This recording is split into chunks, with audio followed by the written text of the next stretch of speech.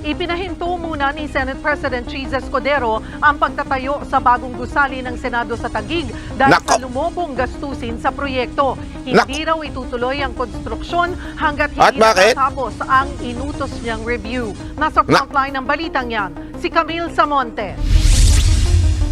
Halos buo na ang itinatayong bagong gusali ng Senado sa may Fort Bonifacio sa Taguig City. Nako, mas importante pa talaga yun, ano?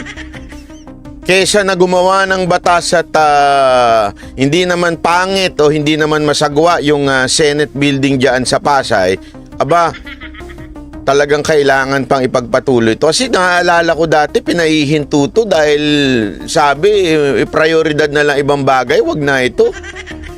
Natapos, ang new Senate building ang nakatakdang maging bagong tahanan ng Senado mula sa kasalukuyang opisina nito sa GSIS building sa Pasay. Alam nyo, ilang taon na ho itong ginagawa. Hindi ko nga maintindihan kung bakit delayed ho ito eh. Pero sa flag raising ceremony kasama ang mga empleyado ng Senado kanina, mismong si Senate President Cheese Escudero na ang nagsabing malabo pa raw silang makalipat sa lalong madaling panahon. Marami pa raw kasing kailangang resolbahin sa proyekto. Hindi totoo na makakalipat tayo sa bagong gusali, lupa at building ng Setyembre. Sino man nagsabi? Kalala ko na. Si Pangako Guy. Si full of promises na ano ba yun? Subiri ba yun? Ewan natin, di natin alam ha. Hindi rin totoo na aabot tayong makalipat bago matapos ang taon. Nako. Kahit hanggang 2025, sa palagay ko'y hindi pa rin. Ayon pa kay Escudero, nagulat siya sa laki na pala ng gastusin sa pagpapatayo ng new Senate building. Mula sa orihinal na 8.9 billion pesos noong 2019, mahigit doble ang tinaas nito. Ay, grabe naman. Grabe. Hindi lang doubled. More than. Kasi 9 na, sabihin na natin, round up natin. 9 plus 9, 18. 23 ito. So may additional pang, ano kaya yung 18, 23 minus 18. May additional 5 billion. Kanino kaya mapunta yun? Question lang naman. Malay natin kung yung ba ay talagang legit na paglobo o to ay dahil lang siyempre, alam mo naman yung pera, di ba? Bumababa yung halaga ng pera, baka siguro kaya lumobo ng todo-todo. O baka naman kaya pinoprolong para talagang humaba yung construction tapos tumaas yung presyo. Bawat pagtaas ng mga construction material, siyempre meron nagaganap na nabilihan doon pagpatong, di ba? Banat bay, masyado ka namang haka-haka mo lang yan. Hindi naman totoo yan. Eto makinig kayo na mabuti. Dito, nung narinig ko to, medyo tumindig talaga yung aking senses, ika nga. Yung aking, 69 cents. Ano yun? Nalalaman natin na mukhang may something, may amoy PC. Abot na sa higit 23 billion pesos ngayon. Sa ngayon, 10 billion pesos na raw ang naibayad ng Senado para sa proyekto. Nagpagawa ng sariling gusali ang Senado para hindi na ito gumastos ng bilyong-bilyong pisong renta sa GSIS. Sa ngayon kasi mahigit 127 million pesos ang binabayarang renta ng Senado kada taon. Pero dahil sa laki ng diferensya sa required na budget noon at ngayon, ipinatigil muna ni Escudero ang pagbabayad at konstruksyon sa new Senate building. Ipa-review muna sa Senate Committee on Accounts ang proyekto. Nauuwian lang ako.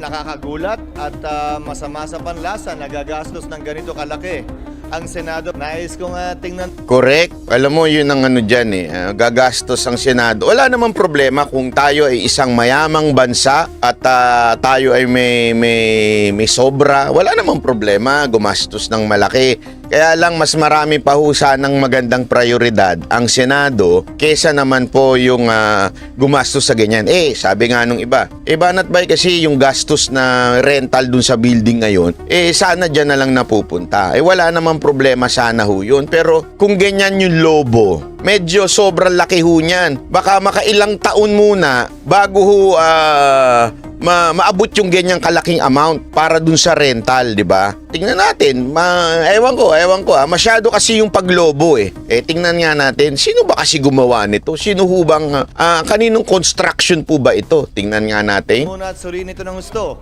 Ah. Kung talaga bang nararapat, angkop, Ah. at kung paano ito mapababa. Paglilinaw ni Escudero, wala silang nakikitang anomalya sa proyekto. Wala. Gusto lang daw niyang ipabusisi ang mga detalye Nako, sino ba yan? Si Subiri. Talagang aktibo si Sir ha? nito para malaman kung pwede pang mapababa ang gastos para rito. Una na kasing pinuna sa report ng Senate Accounts Committee na may mga binago ang kontraktor ng new Senate building sa detalye ng Nako. proyekto. May binago pa? Nagresulta raw ito sa karagdagang gastusin na aabot sa 833 million pesos. Nako, yan na ba yun? Bibinago daw. Hindi, malay lang naman natin. Ito, haka-haka lang naman. Malay po natin merong bumulong dyan. Yan. Ang Hillmars Construction Corporation ang kontraktor ng new Senate building. Sila rin ang kumpanya na nadawit sa umano'y overpriced na parking building ng Makati City Hall 2. Ano daw?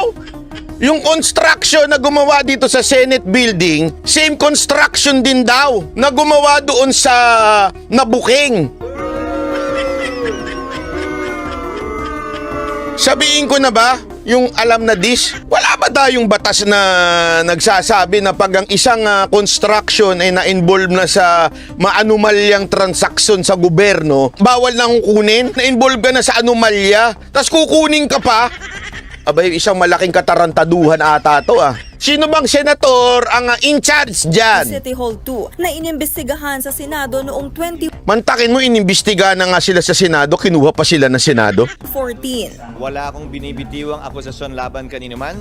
Oh, wala daw siyang akusasyon ha. Wala daw siya sinasabing akusasyon kahit kanino man. Pero ang tanong, sino bang in charge dyan? Subalit nagulat lang ako at hindi naging magaang natanggapin ko bilang tagapangulo ng Senado na gumastos ang pamahalaan Nako. mula sa kaban ng bayan ang nang ganito kalaki. Naka, Pabor naman si dating Senator Ping Lacson na Buti. reviewin ng tinatayong gusali. Siya rin Nako. kasi ang Siyempre si Senator Lacson hindi pwedeng papahulihan. 2025 na, malapit na eleksyon. Kaya kailangan siya magkomento kahit hindi na po siya senador. Hindi totoo naman ha. Nagkomento siya, hindi din siya pabor na ganun daw kalaki. dating Senate Committee on Accounts Chair ng pasinayaan ng konstruksyon sa new Senate building. Pero paliwanag niya, normal na lumobo sa 23 billion Nako. pesos ang presyo ng proyekto. Dahil Nako. kung dati 90,000 per square meter lang ang presyo ng lupa sa Taguig. Ngayon, posibleng umabot na sa 500,000 pesos per square Nako. meter. Grabe 90 to 500,000 ang paglaki ng per square meter. Pero kung si Lacson pabor, tila nagulat naman si Senator Nancy Binay sa mga pahayag ni Escudero. Si Nako! Binay ay dati ring chairperson ng Senate Accounts Committee.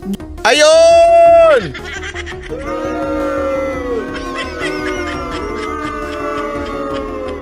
Si Senator Binay naman pala ang chair ng Senate Finance Committee. Alam na, wala tayo pinagbibintangan ha. This is just so funny. Bakit kanyo? Sino ba yung na-involve doon sa Makati na anomalya?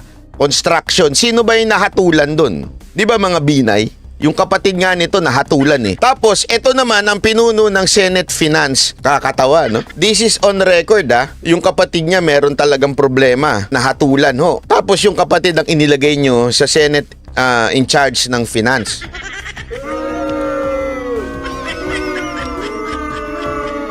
Tapos, eto matindi. Same construction company, ang ginamit dun sa, may anomalya dun sa Makati, parking, yun din ang construction dito sa Senate building. Ang tawag dyan, coincidence.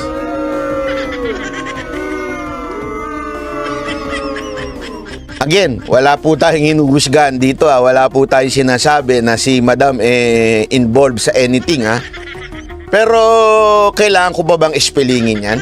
Ito ho ba ay sa tingin nyong katanggap-tanggap sa ating mamamayang Pilipino? Yang paglobo ng hindi lang 2 times, more than 2 times. At ang pinag-uusapan dito hindi milyon bilyon. Hindi ba mag-iinit ang puwet mo? Ang construction ay same ng construction company. May anomalya na sa Makati. Ang nag-handle pa ay yung namumuno sa Makati. Pero sandali, Pilipino naman kami, hindi naman po kami pwedeng magbulag-bulagan at magtanga-tangahan. Dami na nga nagtanga-tangahan noong 2022. Magtatanga-tangahan pa rin ngayon. May nangangamoy.